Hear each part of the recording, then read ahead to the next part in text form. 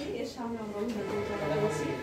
গোটার বাজারে যে বিষয়টা আমরা দেখেছি সেটা হচ্ছে মেয়াদ উত্তীর্ণ পণ্য তারা রেখে দেয়। তারা দেখা যায় যে বিভিন্ন গুঁড়া, হলুদ বা মরিচের গুঁড়া বা বিভিন্ন পণ্য যেগুলো রাখা হয় সেগুলো তারা সরায় না, তারা সেই দোকানের সামনেই দৃশ্যমান জায়গায় রেখে দেয়।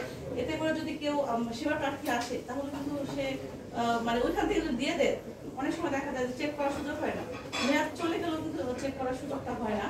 তো সেক্ষেত্রে কিন্তু যে কোনো ধরনের বড় একটা দুর্ঘটনা ঘটতে পারে। তো সেই ব্যাপারটা দেখা হচ্ছে। মেয়াদ উত্তীর্ণ পণ্য হরপট্টি মোড়েও হচ্ছে আমরা আরেকটা অভিযান করি, সেখানে মেয়াদ উত্তীর্ণ পণ্য সেখানেও পাওয়া যায়। ধূমপান ও তামাকজাত দ্রব্যের উপরে আমরা একটা অভিযান করি, সেখানে হচ্ছে বিজ্ঞাপন, তামাকের উপর যে বিজ্ঞাপনগুলো বিভিন্ন দোকানে টাঙানো থাকে সেগুলো অপসারণ করা হয়। গত 12 তারিখে হচ্ছে আমরা বাল্য বিবাহ বিরোধ আইন অনুযায়ী একটা মোবাইল কোর্ট পরিচালনা করা হয়। সেটা হচ্ছে 14 শহরে নারায়ণপুর দক্ষিণের দিকে।